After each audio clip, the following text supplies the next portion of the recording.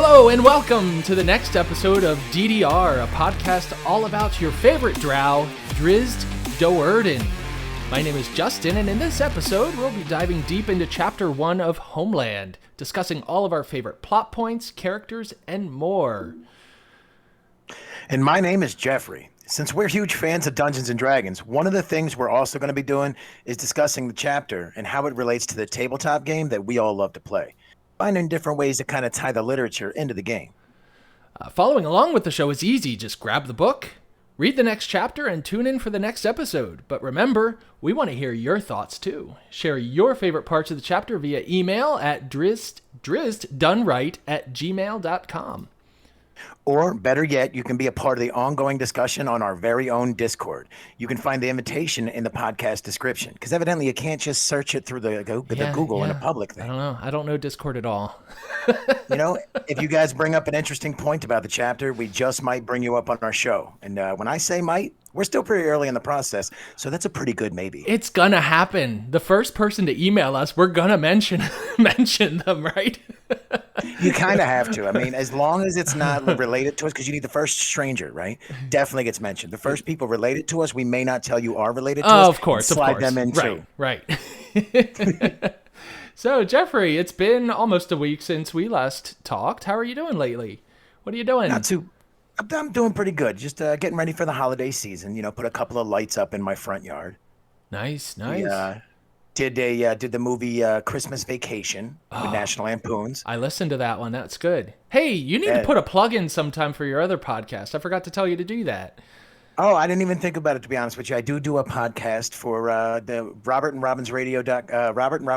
We do movie podcast. Yeah, and it's been delightful. I've been listening to it at work while I'm working, and it's just a delight. The most recent one, Christmas Vacation, very much just up there on my list of Christmas movies, one of my favorites, and so it was a lot of fun to listen to. I appreciate that. Yeah, the Griswold, the lights on the house always kind of tickle my fancy. So I Elizabeth told me I can't go full Griswold, but a little bit every year until I have that majestic look. You can hope. One can only hope.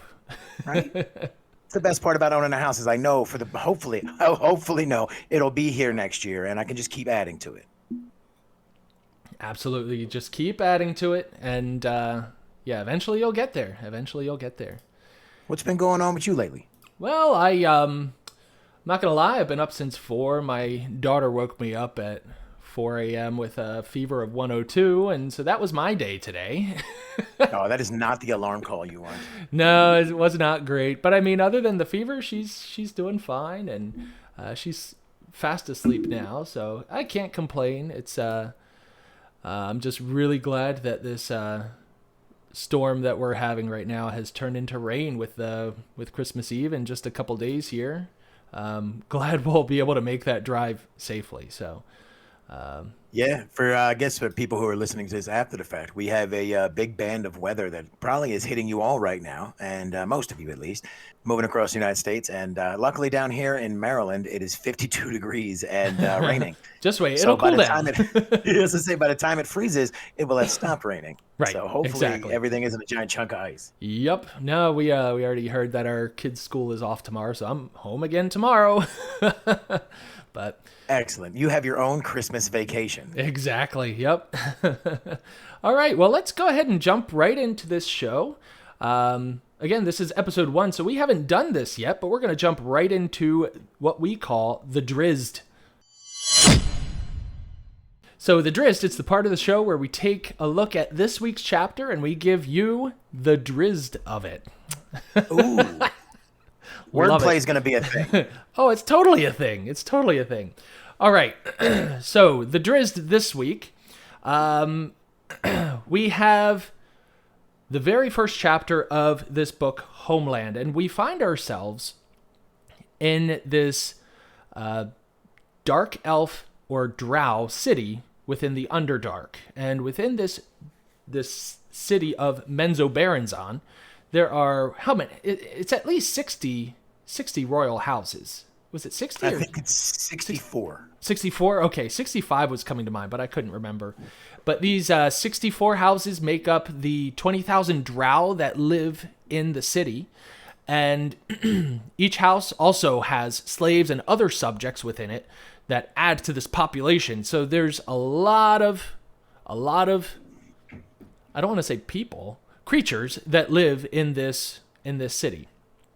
But what's interesting is each of these royal houses are ranked, where rank 1, whichever house 1 is the strongest house, and then rank 2 would be the next strongest, and so on and so forth.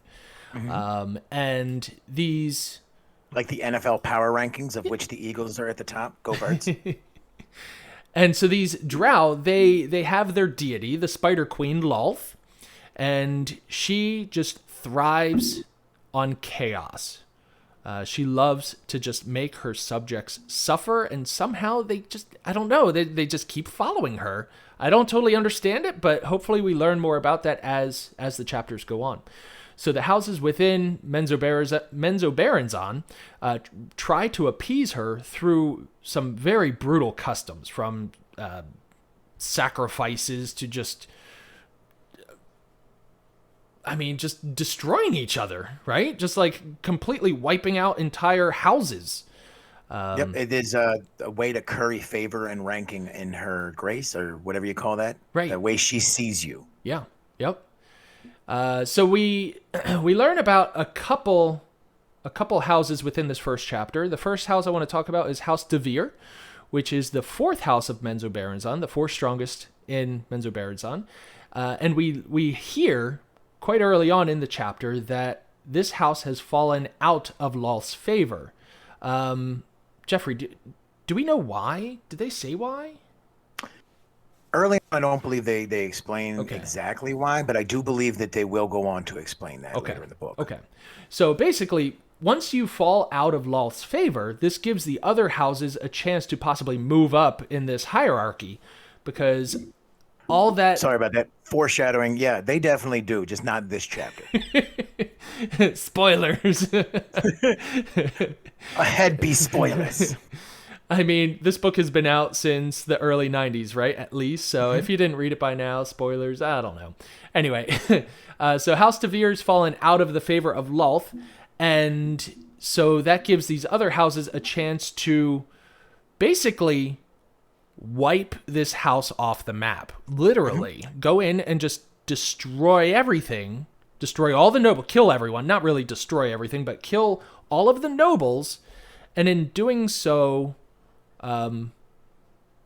it's not frowned upon. It's encouraged. It's celebrated. If you're able to, well, I should say, if you're able to go in there, kill all the nobles without anyone noticing. The key is not necessarily noticing, but without anybody catching you blatantly, right, or leaving any survivors to point you out, kind of deal. Because it seems like it's okay if people know it was you, right? But as long as they don't, like you said, blatantly catch you doing it, I don't know, then it's okay. Now, I mean, what happens if they catch you? I think we find out later. I was going to say, technically, if you do look at how they lost their favor and want to go the spoiler route, it does have something to do with Mother. Do you want to go spoiler route real quick? No. All right, we'll hold it. Go ahead. We'll hold it. All right. So anyway, House Devere, they're not doing good according to their deity. House Do'Urden, which I usually would have pronounced Do'Urden.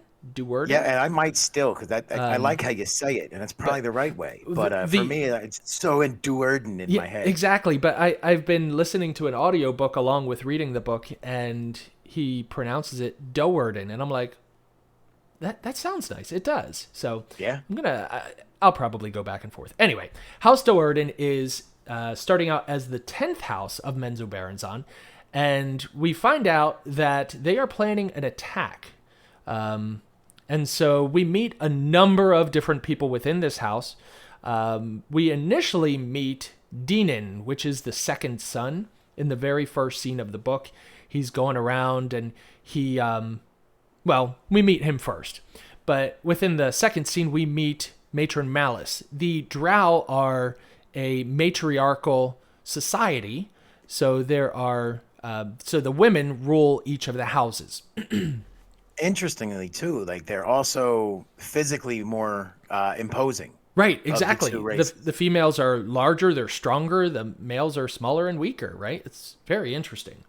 It's one of the things that when I first read the books kind of made it stand out to me even more. It was because like the fantasy nature of it, and then also taking away from how like current society being set up, very patriarchally, Right, being like, oh wow, okay, trying to think of it from that point of view where the women run everything, the high priestesses are very high up in the society. Yeah, really cool. very cool. Yeah. And so Matron Malice, she's introduced to us fairly early on, and she is severely pregnant, right? Just a little swollen. With who? Spoiler alert, they're not here yet. And then we meet three of her daughters, Vierna, Maya, and Briza. Briza being the eldest, and she was just recently ordained as a priestess of Lolth, which is one of the highest rankings that a daughter can have without being a matron of the house in general. We also learn about some of the sons. We are introduced to two of the sons, Nalfane, and like I said, Dinan. Nalfane is the eldest, Dinan is the second born, and then we have this unborn child, which they say is going to be a male, so there's going to be a third son. Now, of course, what does that mean? What does that mean for that third son, Jeffrey? Well, it turns out that in Drow society, the third son of a noble house is sacrificed to Lolth. Whew. So hopefully that third son doesn't turn out to be anyone important, because they're going to have a pretty short life. Yep, it seems like they are about to get eradicated as the first boy. No, it's not the first boy. Oh my goodness. What do you call the leader of the house? The oldest patron? male? Elder boy. Sorry. The elder boy and the second boy are going to go lead this attack soon. Right. Yep. So they're covered. There's already 2 spots taken. So they're warming up to make sure that this sacrifice goes well. Exactly.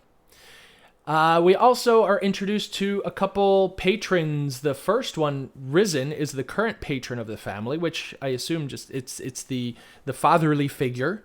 So Definitely not the rapper from the Wu-Tang Clan. So Risen is what I guess pretty much making the babies at this point, right? Is that his job? I believe what he did. Yeah, he is her consort. Since Matron Malice runs the household, he is her chosen mate. I guess. Yep. That's what it sounded like. Yeah, he comes off as a little bit hand-wringy to me as a Drow. Not the most imposing male figure. Right. Very much how they paint the males to be. Mm-hmm. And we also have Zachnafane, who was an older patron. And from my understanding, patrons, when they're done, they pretty much... There's like 2 options. I forget what the one is, but it's like the other one is basically just like, kill him. But Zachnafane, he was not killed, most likely because he is the weapons master and he's very good at using his weapons. So he's from my understanding, at this point, without moving on to any of the other chapters, he is very good at using certain weapons. So I look forward to reading more about him. Yeah, no, and for the people who eventually do find the invite in our link for the podcast to come to the Discord, Justin has got a really cool avatar that he put onto it, and it's got the Drizzt, the dark elf, the dark elf AI artwork, and it's kind of how I envision Zachnafane to be. Just this savage warrior, samurai kind of guy, like code of ethic, and really cool. So he's like the exact polar opposite when you see him of Risen to me. Like Risen seems a little bit more of the weak male Drow. Absolutely. And Zachnafane seems to be more the exception to the rule. Exactly, yeah. And and there's a lot more to that I want to talk about to Zachnafane. That might actually be coming up in chapter 2, though. But anyway, shoot, I wanted to say something along with that, but it's gone. Oh, well. All right. Sometimes you just got to let it go into the ether and watch it go away. Like, bye, thought. Well, it wasn't meant to be. All right, and then also in this chapter, we learn that they, like I said before, they are planning this attack. And so what we learn about this attack is basically they are getting ready for an all-out assault on House DeVere. Okay, so there's that. There's a huge army that they're ready to just march in there. But at the same time, we have a couple covert missions that they're preparing for. The first one is to assassinate one of the DeVere noblemen, one of the males. They are studying in the academy over in Tir Bresh, where the academy is. Where, what is it? Melee. Shoot, what is that called? There's like Magathir? Melee Magthir. I think it's Magathir. Yeah, there's a melee school, like a weapons school. Magathiri. And then depends on how they spell it or how they pronounce it. Right. Anyway, he's studying in the academy over there under a drow called the Faceless One. And so, what does he look like? Well, Can you describe his face? He does not have a face. Apparently, he was like, there was some kind of huge accident that melted his face, and so it's just like a blob of green goo or something is what his face is described as, which is like, I hope they explain that at some point. Oh, yeah, that would be really cool. And then so there is that covert mission to assassinate this DeVere nobleman, and then the second covert mission is Briza, which is again the eldest daughter, the newly ordained priestess of Lolth. She summons a fog or air elemental to basically carry Zaknafane, the weapons master, into House DeVere so that he can kill all the clerics, which he is so excited about. But I think you have something about that, don't you? I do. I also thought it was cool because they mentioned that he wears different he chills, right? Gets a little colder so that he plays with the heat vision. Oh, I forgot about that. That's right. Yeah. Yeah. So like the way that they described, I guess, camouflaging them, I thought was really, really cool. Mm-hmm. Because remember, the whole point of this attack is not just to successfully carry it off, but to do it so that you don't leave any visible traces. Right. So one of the things with the Dynan and the Faceless One that they have for the side mission is they need to make sure they get all of House DeVere, and so everyone is concentrated over in the house except for the one noble that is going to school. So they need to make sure that they tie it up at the same time, together. Yeah, and so that there's going to take some coordination there, and what we find out during that conversation with Dinan's conversation with Matron Malice later, after Dinan talks to the Faceless One and make sure that the Faceless One is going to follow through with killing Alton DeVere, Dinan talks with Matron Malice, and he's kind of a little leery because he told the Faceless One, just wait to kill him until, we're already like attacking the house, which apparently was against Matron Malice's orders. She wanted him to kill him. It sounded like a little earlier because she wants to make sure that it gets done. Anyway. Yeah, and I think it's one of those fun little differences in the Drow society, because I'm not sure she explicitly said it has to be done right away. I think he's trying to read between the lines and also impart his own flair on the assassination, because he wants DeVere to know he's the last remaining descendant, and he wants him to know who did it. Yeah. Yep. Very cool. So while maybe not being explicitly against Malice's orders, I do believe that it's against the nature of what she wants. Right. So we end the chapter with Zaknafane jumping into this fog elemental and going off toward House DeVere. So we can expect quite a bit of action, I would think, in chapter 2. So next section we want to talk about is our dim light reel.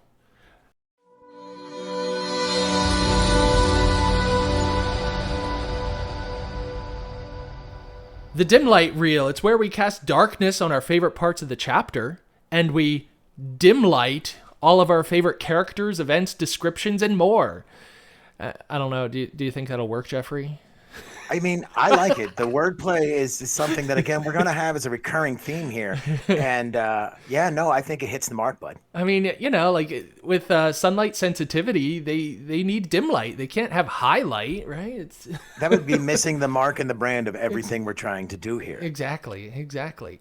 So, what did you find? What was a point or a description or something? What did you find that was interesting in this chapter, Jeffrey?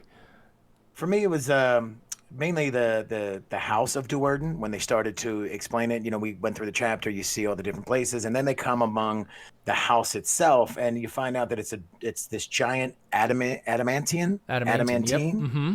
fence, which of course I always think of X-Men, Wolverine. But Oh, is that not the sure same it's the material? exact same material. I do think it is. Yeah, adamantium. This is adamantine. So maybe it's different. I never Maybe made that I'm, connection. Okay, no, that maybe I'm not deep enough into my fantasy and sci-fi stuff to know the difference. But Right. I thought it was because it's a metal. It's a highly valued. I mean, is it real? I never actually looked into like. I know Mithril's not real, right? It is in the Lord of the Rings. I'm Well, not so sure it is for us. So it is real then. But you find out that this giant fence is adorned by these weapon-wielding spiders, like hundreds of them, and it's this very beautiful part of their defense that is kind of like the envy of all the other towns and or all the other houses. And then Dynan, when he pulls up to it, is kind of struck about how homely the rest of the house is.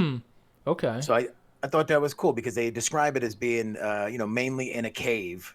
The house itself, and he fondly remembers all those other giant houses earlier on, like the top tier houses above him. Oh yeah, because some of those are, I mean, huge.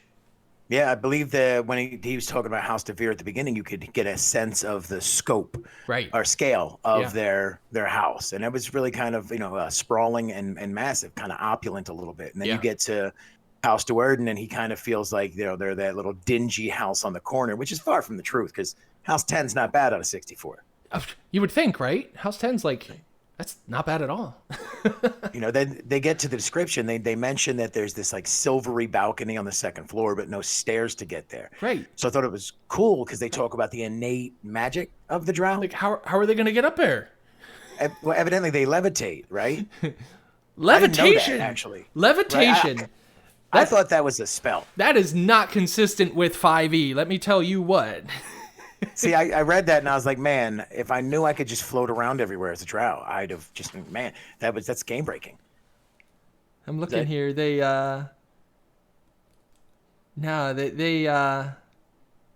have sunlight sensitivity, Drow magic, so they know dancing lights. They learn fairy fire. They learn fairy fire at level 3. At 5th level, they learn darkness.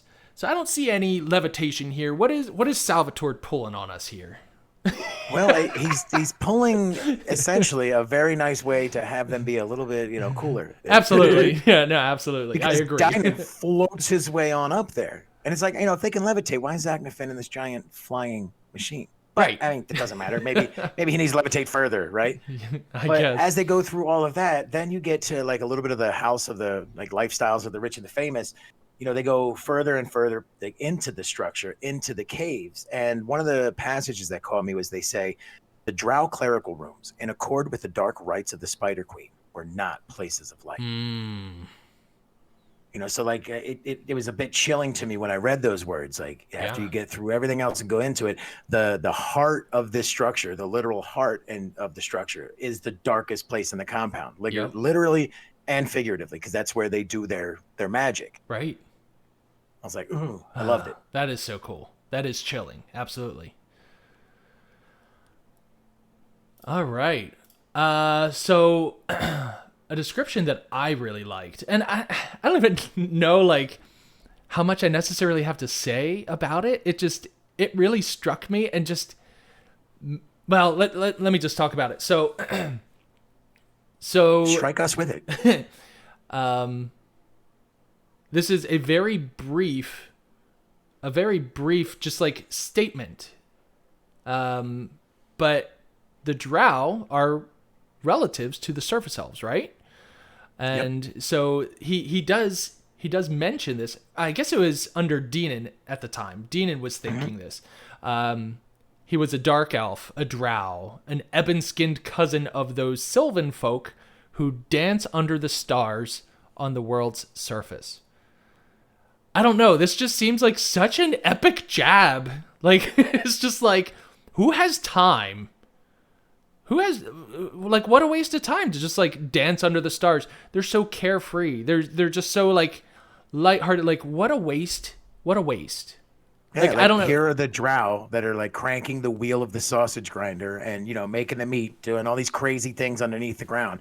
And they refer to their cousins above, or their, you know, lineage, whatever you call them, ancestors. Yeah. The other elves frolicking under the stars instead of doing anything meaningful. I just loved that. You can see that. You can feel Dinan's, like, I know this is the author saying, this is Salvatore saying it, but you can just, like, feel Dinan having such hatred for them with this thought in his mind, where he's just like, if he were wandering down the corridors of Menzoberranzan and just, like, thinking about those cousins up on the surface, you can just, you know, he's just squinting and shaking his head. You just know he's not having it.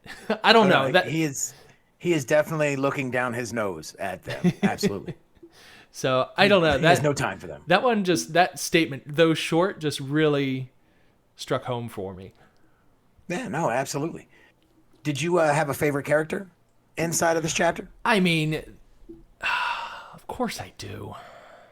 All right, but I'm going to need you to give me a favorite character. Otherwise, we're going to be here all day. They're all, I mean, they each have just such, I don't know, they're each awesome in their own way. But the one that kind of stuck out to me, again, probably not the most popular that someone might choose. In fact, I think you probably got the most popular one, but that's okay. Drizzt. So I already talked about Drizzt a little bit. She is the eldest of the 3 Do'Urden daughters. She's recently ordained as the priestess of the Spider Queen. And the way that Salvatore describes her, she was big, huge by Drow standards, and rounded in the shoulders and hips. Those who knew Drizzt well figured that her size was merely a circumstance of her temperament. A small body could not have contained the anger and brutal streak of House Do'Urden's newest high priestess. As if a smaller body would have just, like, spontaneously combusted because she has just too much anger, you know? Like, yeah, no, like this race that has such violence and hatred towards you know, every other race and on the planet for them, I believe, is so much more than normal, that she is not a giantess, but, you know, above average among even the large females. Yeah, so she's, I mean, like you said, just they have a lot of brain. They're just a very angry race, right? But she is just tipping the scales even more. Would you say she's kind of a brute, or brutish? I think is a fun way to describe her. Oh, absolutely. Not stupid by any mean, but brutish. And for some reason, I don't know why, I keep thinking of the sister in Encanto. The big sister, the strong one. Like that's the Disney movie. I was like, wait a minute, I don't know if I know what you mean. Yeah, I mean, I have young kids, so I mean, we just watched Encanto today. But it's a really fun movie. It is. The music is great and the characters are great. Oh man, Bruno. I know, like, a lot of people hate that we don't talk about Bruno. I love that song. It's really good. But anyway, the way that I envision Drizzt is like that sister, that the muscly, strong sister, you know, like, but dark elf, but that, like, body structure, you know. So that's how I'm envisioning her. But I know she already showed us within one scene, I think it was, just how angry she can be and how she just snaps at people and just threatens them with her snake-headed whip.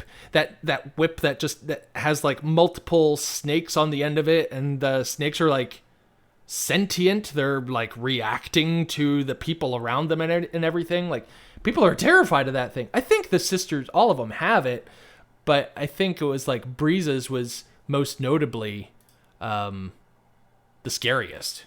But Yeah, I think that it's a weapon that the priestesses use. They all have it, and it definitely caught my attention right away because I loved it. I was like, "Wait, these are living serpents! Like it's a cat o' nine tails whip, but at every end of it is a viper's mouth." right. And for Breeza, they say she's the most willing to use it, and they use this to inflict like fear and to torture their Hmm. prisoners or the people that they're trying to get information from. I was like, "Man, that's vicious. Not only are they whipping them, but the snakes are biting them. Like it's over the top." Yeah.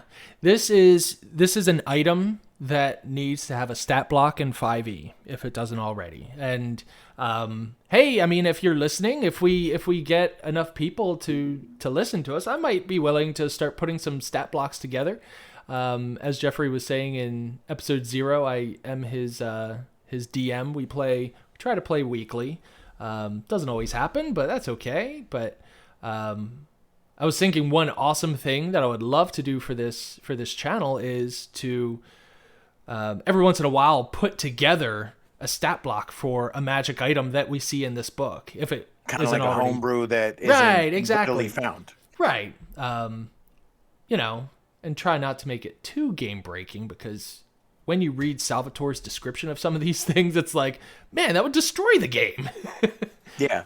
But anyway, Like, wait, you get the whip damage, you get the biting damage, exactly. you get venom damage It's on like there's top of that. there's piercing and poison, and it's going to How do you paralyze block you. it? How do you block it if they're all sentient? They're all Exactly. able to find their ways around it. There's at least 5 heads, so you get 5 attacks. Vicious. So, Jeffrey, that's my favorite character introduction. How about yourself? For me, it's easily Zachnafane. Yeah, of course. I'm not sure if I'm saying it right. Maybe your audiobook says it differently. Zachnafane, Zachnafane. Yep. Zachnafane Okay. is how I hear it. Yep. And for me, it's, we like talked earlier, he's the weapons master, the former patron, and he's unquestionably the most feared male in House Do'Urden, even though Rizen's the current patron. Mm-hmm.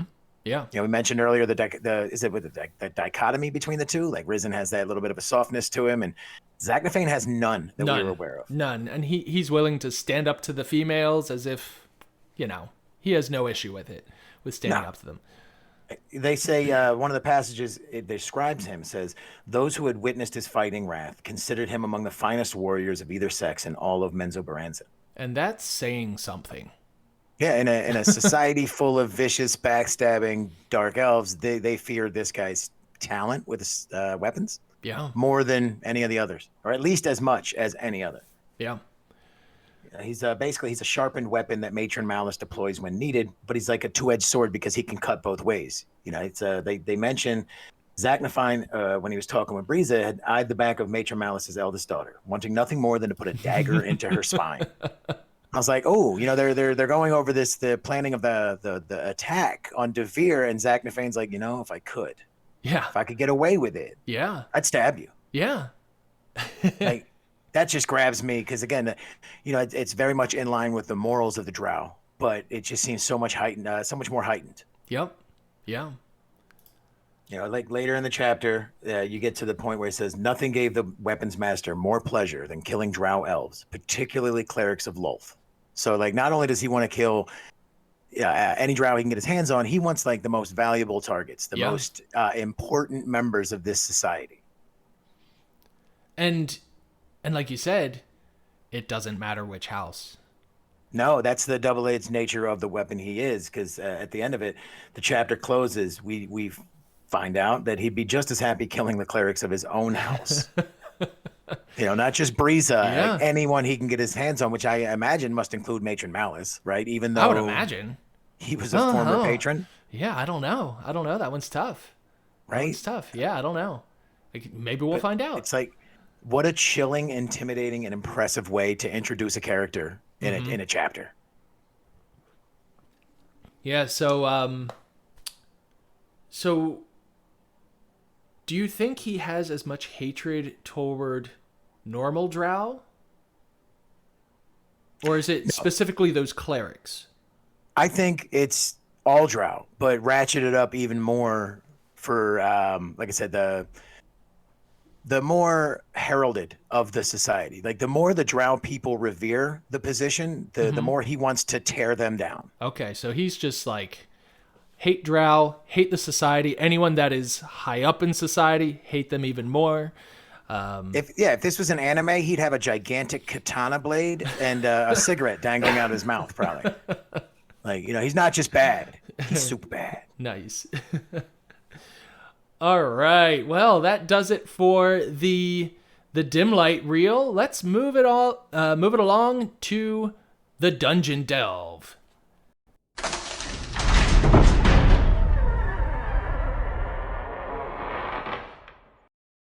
The Dungeon Delve. It's the part of the show where we link this chapter with our favorite tabletop RPG. Now, Jeffrey and I, we play 5e, but, if you play any other version, I'm sure there's other ways that, this also aligns with those versions as well. I didn't start playing until 5e, so I'm really not familiar with AD&D and all the other versions. I'm really not familiar with them at all, but please do not let that dissuade you from contacting us. Jeffrey, where can they contact us at?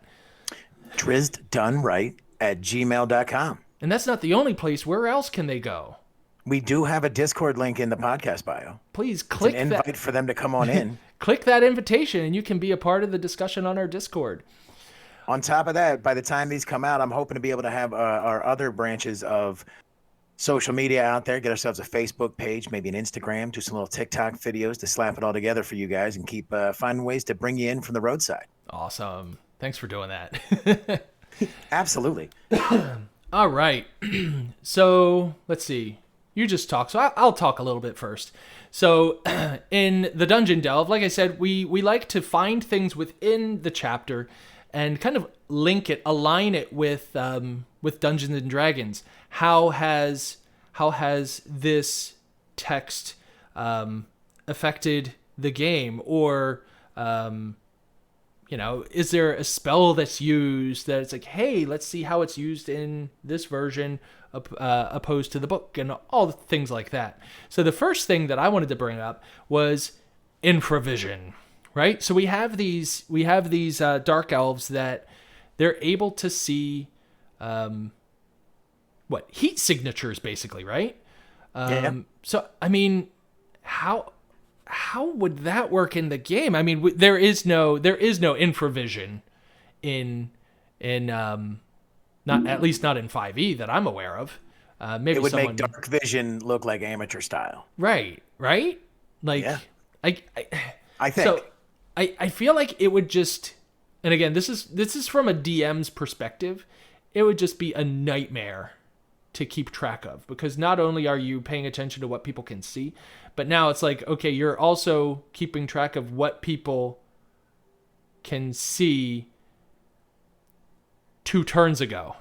It's like, okay, that monster was over there 2 turns ago, so there would be some heat signature, there would be some heated footprints on the ground. Like, that would be really tough. But it'd leave a trail. The way that R.A. Salvatore describes it in the book, the infravision, so cool.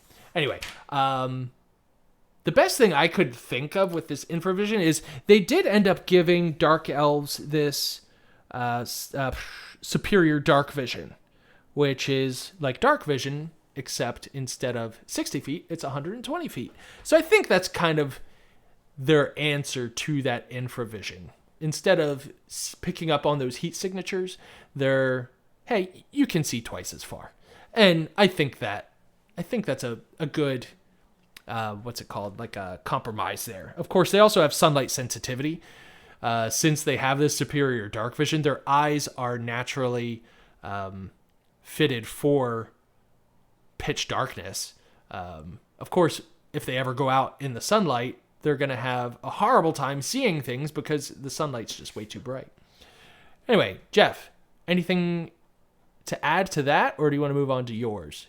No, I think that it kind of reminds me, when you think about it, of Predator, the first movie with Arnold Schwarzenegger. And the Predator itself sees in a thermal vision. Yep. And is able to track and find most of the hiding spots of its prey. And I think that one of the things that was really cool was the Drow. I'm not sure exactly when the book was written. I'm not saying it influences it, but the Drow essentially see the same thing. Like it doesn't linger forever. But and that's where I think the hardness for you as a GM was like, where do they see the trails and how long? Like, does it last 4 turns, 5 turns? Because they'll see the footprints, but then it'll disappear. Like, that's why they talk about dying and riding the lizard at the beginning. I thought it was a really cool thing. Yeah, he like jumps around the corridor off the sides and everything to spread those heat signatures out to make it not obvious. Quicker. Right, exactly. Well, and cool. For me, I mean, when it comes down to one of the things that I found in here is, I guess I went a little different. I thought Narbondel was a cool thing. The whole idea of how they can keep time underneath in Menzoberranzan. They don't see the light. They don't ever see the sun. It doesn't come up and down. So like, how do they know when to get up, when to get down, when to go do things, when to move their economic society forward? And it turns out it's Narbondel. Have you ever heard of anything like this? This is the only place. I'm so glad you brought this up because, this is something I really wanted to talk about. But this is something that I haven't heard anywhere else other than this book. Yeah, it was really cool because the chapter mentions that an archmage will come out and he'll cast his magic fires into the base of the pillar. And the warmth will work its way all the way up this giant stalagmite thing on the pillar, work its way all the way up until it's all glowing. And then that lasts 24 hours, like the whole surface day. Yep. And it's like, to me, I thought it was something that was groundbreaking, different, kind of mind-blowing, because it's like you always think about dwarves, you think about other subterranean races, and one of the things that always strikes me is they have no sense of what day it is, how much time has passed, and that would affect the mind of a character after a while. It has to. I mean, I would think, yeah. So I kind of got hung up on Narbondel for a while. So here we have a subterranean race, right? They've been living underground for generations to the point where their eyes have been accustomed. They've evolved into these night vision goggles, essentially. I think the evolved there is a really cool part because that's that differentiates it. It's not a magical thing. It's an evolution. Their eyes are different. Yeah, right. Yeah, I think that's how it's supposed to be, right? I think that's how, at least partly, yeah, right. So my question is, with how established this society is and its own customs, why 24 hours? That is neat. Why does the time matter? Like, especially when they frolic. They make fun of the frolicking surface elves. Exactly. Like, why would their day be the exact same day? That's funny. I like that. Like, you would think that they would try to cut ties all together with the surface dwellers and be like, we're not doing 24 hours. We're doing 23 hours or 25 hours or 10 hours or, like. I mean, I guess at the end of the day, really, it's all about the money, right? So I think part of it might have to do with the sheer just economy of the world they live in, because they do mention where they get their weapons from. Right? That's true. Dwarves. Yeah. And so they have to deal with other races. So standardized time. Yep. No, they don't have railroads, but it makes sense. Standardized time. I often thought like we should do that, have a universal time in the real world. Okay. And people say, oh, well, there's the international standard time or whatever it is. Right. Yep. No, just on Earth, everywhere, it is currently 9:24 in the evening. Well, here it's in the evening. Just make it 9:24 p.m. Everywhere. Right now. I mean, as soon as people start agreeing on things, they'll probably agree universally on time. And then, 9:24 p.m. here, it's dark out. On the opposite side of the Earth, 9:24 p.m., it's morning time. It's light out or whatever, and people would just... and I don't know. That's totally a fantasy idea when you think about it, because it's, we're coming from a society that agriculturally needed to move the day, right? Daylight savings time, this, that, and the other. We're slowly getting out of that. And not to sidetrack too far, but we're slowly getting out of that. And I think as we go forward more and more, instead of having a Zulu time or Greenwich time and knowing that, everybody runs on the, same thing, same time, but we all have different time zones, that, having the same digital time that you look down on your watch, no matter where you are. Right. That'd be so cool. Just get rid of time zones. Just do it. Yeah. So when we go back to the actual D&D part of it, is there anything else that you found inside of here that kind of stuck out to you? Yeah, so another thing I really wanted to do was go through and find items, right? Like I was saying, like something that I could make a stat block for if it's not already done. And so, oh, I spelled Kind it of like a wrong. little homebrew. Yeah, exactly. I love those, and I know that when you play a lot of people who are D&D purists, Yeah. they look down upon homebrew a little bit, but I Oh, love the man. creativity of it. It's so Honestly, much more fun, in my opinion. like, don't you like playing a mod of a game sometimes where you're all of a sudden a 50-foot giant throwing tanks down the road? I think it's Exactly. cool. I mean, yeah, like, I don't know. Of course, like, we do follow the rules, don't get us wrong, but it is fun to incorporate our own creative ideas here and there. Anyway, the, how do I, Pawafwe? I have no idea. I admire your courage to take a shot at it. So that was I an think if I item. was going at it, did you spell it properly here? What I'm No, reading it here? is not Okay. spelled correctly. I just Well, noticed then, that. I have even less of a shot, but I think it was like Powafwi or something like that. Okay, that actually sounds right. That actually, I think I put an extra A in there. I think get rid of that A. Like, and I Pawafwi. don't know. I'm horrible with fashion, so forgive me. But I kind of think about it as the Islamic like head wrap that they wear. It's I can't remember the name of it off the top of my head. Not the full garb. They have the material that they wear as kind of a hood to protect against the sand and everything. Okay, all right. I think I believe know it what you're. starts with a K. It's like more like a checkered material of sorts. Okay, I know But what you're that's talking always about. kind of but- what it reminded me of, like a Bedouin head wrap. Okay. I don't know if I'm on point at all. So go ahead and tell me about it. Honestly, I have no idea. They don't give too much of a description of what it is, other than it's what the material can basically change color and allow them to hide, like from. Oh, man, I wish I would have noted the exact passage here. I'm not going to spend the whole time looking for it, but it's it makes them able to hide very easily.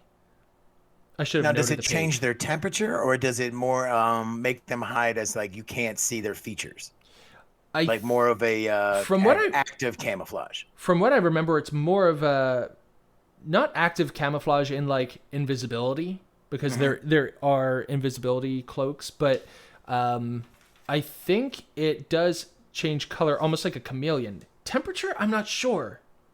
I don't think it does. Okay. I don't think it does. I wish I would have noted the description, but I don't think it does either. I think I'm getting it confused with one of Zach's armor accoutrements. Right.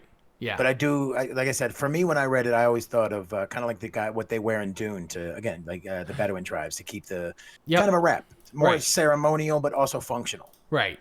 So I was thinking, oh, I could make a stat block for this and then, share it on the Discord and people could use it in their games. And I'm like, well, I better take a look around first. Couldn't find any stat blocks out there that were homebrewed, but I did look through the Dungeon Master Guide. And if you're interested, it's on page 158. 158, I found the Cloak of Elvenkind, which I think kind of fits as far as, I mean, they are elves, they're just dark elves. And this Cloak of Elvenkind, it's a wondrous item that requires attunement, and while you wear this cloak with its hood up, you have advantage on... Sorry, you have... let me start over here. While you have the hood up, wisdom perception checks made to see you have disadvantage. So if someone's trying to find you, if they're looking for you, they have disadvantage on that check. Meanwhile, you have advantage on dexterity stealth checks made to hide. And so, yeah, and it says the cloak's color shifts to camouflage you. And so that's where you're getting this advantage from. Of course, the picture of it, the picture that they have in the book on page 158, does not look like any kind of dark elf garb. But I mean, you could use the stat block, excuse me, as a Pawafwi. Now, Now, only nobles get the Pawafwi, though, right? It's not something that like everybody's running around having. Yeah, I'm pretty sure because they have like the noble insignia on it, which basically like anyone that sees that is like, oh, they're a noble. Like they know that based off of that. Like easy pass, take the other lane. Exactly. Encounter no encumbrance. Yep. Now, one thing that this cloak had that was very interesting, the very last sentence, pulling the hood up or down requires an action. Jeffrey, are you wearing a hoodie? No, I am not currently. Oh, darn it. How long does it take to put a hood up? It's got to be about maybe a second and a half, I would say, because you got to reach back for it and pull it forward. But I mean, it's not a full 6 seconds. No, you don't even need both hands to do it. We got to make that a bonus action. I would think so. I feel like that's one of the important things to keep in mind when you think about, how you would homebrew it. Is it's not just, like, will it work or won't it work? But I like how you take a moment to think like, well, you have a full 6 seconds to do it. And if it's not taking all 6 seconds or both of your hands where you'd have to change it around, why would it take a full action? Right. Yeah. So maybe it's because it's a magic item and they don't want it to be too overpowered. But I feel like pulling a hood up or down, that does not take that long. Anyway, that's my last one. I think you have one more dungeon delve note that you wanted to talk about. I did. For me, it was Cast Darkness. It's another one of the, darkness, right? Yep, it's the Drow innate ability, and I think it's a classic trademark when you think of the Drow. They call it Cast Darkness, and the little globe appears where you can't see anything. Right. Right. Honestly, not light, not infravision, nothing. Right. Nope, all of it's impenetrable. Yeah. And so it's also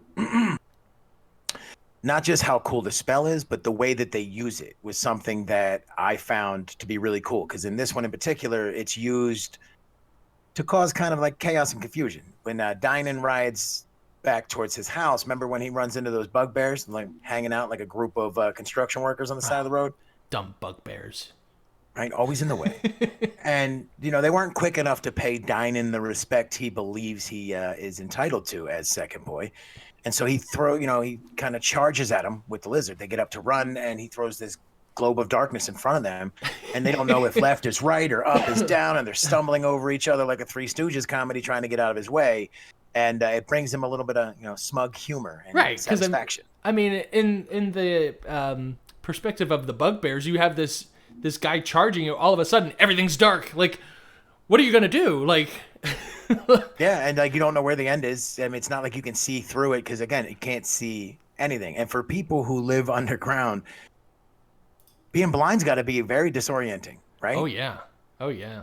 Like, how do the bugbears see underground? Do you think? Like the other races, do they all have good dark vision? I think they do have dark vision. I think they do. At least if they're in Menzoberranzan, they most likely do. I would think. Because they do mention there's going to be some ambient light down here when you think about it. All of the houses with their, not just their decorations, but like the functional parts of their defenses tend to put off light. Which I thought was not light, but warmth, magic. Well, there were even some faint lights as well. You're right. From the what are they? It's the there were some people, some Drow that have to use real light to work on scrolls or something like that. I think it was referenced, but I thought that was interesting because it was like, right. How else would you read? Yeah, exactly. It's just like, well, because there's no heat writing. Yeah. Right. Yeah. And so like when they say that there's light, I'm like, well, that's why, what? And then it's like, oh, they need it to read. No, I thought it was, again, like, to me, I thought it's really cool, and I think R.A. Salvatore does this a lot throughout his books, is just taking a fundamental spell or item in the game and then using it in a unique manner. Have you ever seen anybody use it in an innovative way in a game or like that you know of which watch? I don't think that anyone in any of my games that I DM'd has used darkness. I don't remember, but I know I've watched season 1 of the dungeon run. Back in episode 0, I did say that they finished up. The dungeon run finished up back in March. They did start a season 2. I should say that they're not done. The Dungeon Run is still running. It's still a very good show. But back in season 1, there was a character named James. He was a warlock, a human warlock, and he used darkness quite a bit, and it actually seemed to get in the way a lot. So like he was accidental with it, like it was no. Oh, what is the word? Like not an error, but it just kind of blew up in his face when he tried to use it? No, he was using it and doing exactly what he wanted to do with it, but the outcome was never what he... I just feel like he wasn't necessarily thinking about it fully. Basically, what ended up happening a lot of the times is there's a bad guy, I cast darkness right in front of it. It's like, okay, boom, there's darkness, the bad guy cannot see you, but now you can't see the bad guy. Right. And so if he's not in the darkness, then he's not going to walk in it. You guys are basically on the each side of a wall. Exactly. Now, I think eventually the Warlock James got had what do you call it, like a magical vision or something like that, where he was able to see through the darkness, but no one else could. And so what he ended up doing was basically casting darkness on like a pebble and holding it, and then he would run around with darkness, and so you just see this black sphere running around the battlefield. Which, I mean, would you still have as big of a disadvantage in a ranged attack? Because it's probably somewhere in the center of that globe, right? Because if it's fixated on a pebble, there's no shifting. I feel like you still get disadvantage on the attacks into that sphere because you do not have direct... I mean, yeah, you can kind of estimate where in the still center be a of the guesstimation. Right, but I think as far as the rules are concerned, it should be disadvantage. But that's what he did a lot, at least in the beginning, with darkness. It kind of became a joke, where most of the times when he would cast darkness, it was just kind of like, James, what are you doing? No, that's kind of the fun of it, right? Kind of takes on a life of its own. Right, but it... I mean, and I'm sure there were ways that he used it that worked out well for the team. It's just the ones that I remember were the funny ones. The one where it was just like, that didn't work out so well. No, like, you always wonder about, they're like, oh, you never want to have a character get killed or something like that. But nobody ever remembers the times you sit in the tavern and drink mead. Right. No, they remember when, Bafo the Barbarian lost an arm. Right. Poor Bafo. He rolled a nat 1 on his constitution check and his arms got ripped off. He was just trying to fish. It was so weird. Oh, my. So, is that about it? I guess that's about... we're almost at the end of the line. Yeah, so that's going to do it for this episode. So we want to thank you guys for listening. Remember that if you like the show, give us a 5-star rating. Also, make sure that you are getting the most out of this podcast. Pick up a copy of the book and make sure you're reading along. If you don't have time to read, or if those words being put together really start to strain the brain a little bit, do yourself a favor. You can pick up the audiobook and listen to it during your commute. You can listen to it at work when no one's paying attention. Or if you have a job where you can listen to something and work along, that's even better. That's what I do. Right? We're for it. So take it with you there. Go to the gym, wherever you want to go. When you've read chapter 1, shoot us an email at drizztdoneright@gmail.com. Or you can log onto that Discord. Join in the discussion. Remember, where can they find that invitation? Where can they find that invitation? Sorry, I kind of zoned out for a second there. The invitation is on the description for the podcast. You can find that invitation. Yep. Once they get that, they can go in there and they can go ahead and tell us what they thought of chapter 1. Fire away, guys. We look forward to hearing from you. All right. It's been a blast, but now it's time to say goodbye. It's never easy to say goodbye. So maybe I'll say farewell. Guys, play fair. Be well.